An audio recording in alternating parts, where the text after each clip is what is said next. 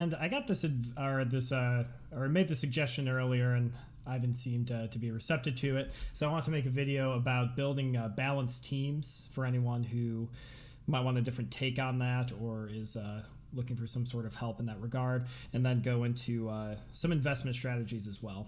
So this is the message, or these are the two messages where this is coming from.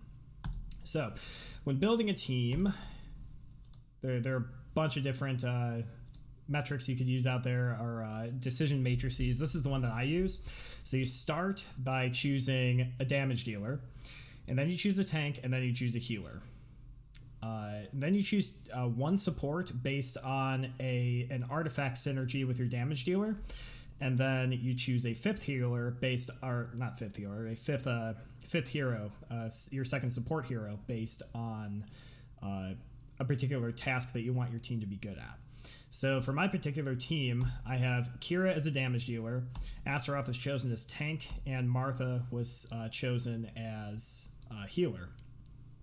So King Mao has the artifact synergy with Kira. Kira buffs physical attack whenever she ultimates, and King Mao will buff armor penetration every time that she ultimates, and there's a pretty good synergy between the two of them.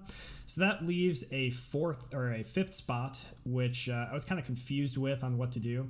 So initially I had Jorgen, and this was a decent enough defensive team, but it wasn't really doing enough to kill my opponent dead. So then I had Orion in the slot to try to kill them dead faster. And it turned out that putting Celeste in here to keep the main team alive was the most effective. And this was through a lot of iterations of testing and so on and so forth. So thankfully I didn't invest a ton into either Jorgen or Orion. So when I was able to put Celeste in here, it wound up being fine. And then for pet, I mean, Oliver's the pretty universal safe choice. So I'll just keep him to the side here. So if you wanted to, say, do a magic team, let's say one that's based on Orion, you would want to choose your tank. So you can choose Galahad or Astaroth. Unless it's a physical attack team, you're choosing Astaroth, so we'll put it there. And your choices of healer are either Thea or Martha. And let's face it, it's no contest. Thea sucks. Get Martha as quickly as you possibly can. So that leaves your two support characters. So Jorgen's a pretty good choice here since his magic attacks or artifacts synergize as well with Orion's magic penetration. And for a fourth hero, depending on what you want to do, you can try to maximize magic damage by throwing Helios in here. You could try to double up on the Orion damage by putting Faceless in there. If you need more defense against, say, Kark teams, or want an Outlast team that can do pretty well against Kark and Twins, you could put Anvari in there. You can toss Sebastian in there. You really got to do a lot of testing to figure that bit out.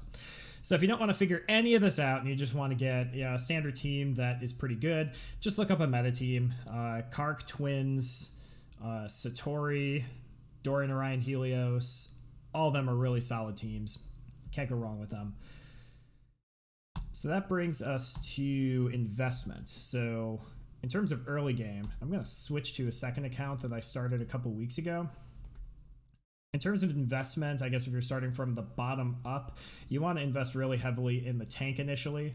And this is a physical attack team. Yeah, we'll just go on this one. It's a physical attack team, so I'm using Galahad as tank. But the damage dealer chosen here is Ginger. She does physical attacks, so that synergizes well with King Mao. I want to put Nebula in the middle, but I don't have access to her yet, so Jorgen's there just to make the tower winnable. So in terms of investment, everything's going to Galahad right now. So I purchased with Skinstones, by the way, his armor skin, and I've just been leveling that up. Been putting levels into his Gifts of the Elements. It's only going to him. I've only been working on his glyphs. His armor's max now, and his health is coming up. And in terms of artifacts, I've only been working on his at the moment, since this is where I haven't been. This account's only a couple weeks old, so I don't have time to put this in green and then start with Ginger on the next one. But I would recommend investing heavily into your tank first. You want the 3 stars here, but the rest are optional. And then again, 3 stars on your damage dealer, but only after you're able to start putting putting artifact resources into this. I would definitely take this one to 25, put them into the green artifacts, and then start with the white artifacts either here or when these are maxed out, and just continue down the line. It was kind of a mistake for me to put the 3 stars on this initially because the physical attack here is only plus 13. Not much of a buff, but oh well. So that's the investment strategy there. In terms of my main team here, you don't want to stick on the tank forever. So I maxed out my Astaroth's Gift of the Elements first.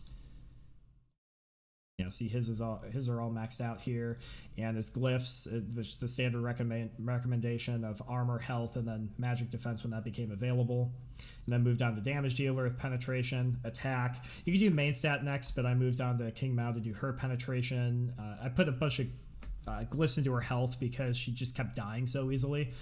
Not so much anymore. Yeah, but in terms of skin investments here too, I put, I don't know, let's see, about 34 levels into Astaroth's strength skin, and this was specifically to get his health pretty high. So once his health was, this is a couple months of investing into him, so his health was high, I got his armor to about 10,000, and then decided, all right, I'm going to work on damage dealers. That's when I brought Kira's agility skin up to 46. I worked on King Mao's for a little bit before going back to Kira's. We're nearing close to Christmas, so I just started banking all of my agility skin stones. Almost every day I'm buying that large skin stone chest from the Outland shop, and that is why my armor penetration here for Kira is currently at level 55. Yeah, 22,000 armor penetration. This girl's a house. So one last thing in terms of artifact evolutions, I put Kira, my main damage dealer's middle artifact, her book, up to total max. This is absolute star. Took a while, but this gives her almost 8,000 armor penetration. I'm working on Astaroth's right now. I think I'm gonna do his Scythe of Redemption first, just to get the sweet armor upgrade. But I'm definitely doing this one second. Honestly, I'd say focus most of your investments on your tank and your damage dealer, and then if you got Martha, she's really tanky already. You don't need to invest a whole ton into her. The only reason she's 5 stars is I got her around Halloween and opened like 5 spooky. I've spent like 5 spooky or coins on her soulstone chests, and then regretted it about a few weeks later. So yeah, King Mao's working through the green, and after that, I'm gonna move on to Celeste. So yeah, that's my strategy. It's one of those things where if you ask, I don't know, 10 different people, you'll get 8 different responses. That's my 2 cents. It's been working out pretty well so far. Whole team's at about right now 211,000 and about 180 in arena. I don't know. Besides the couple of things that I'm losing, it seems to be doing pretty well. So no complaints here.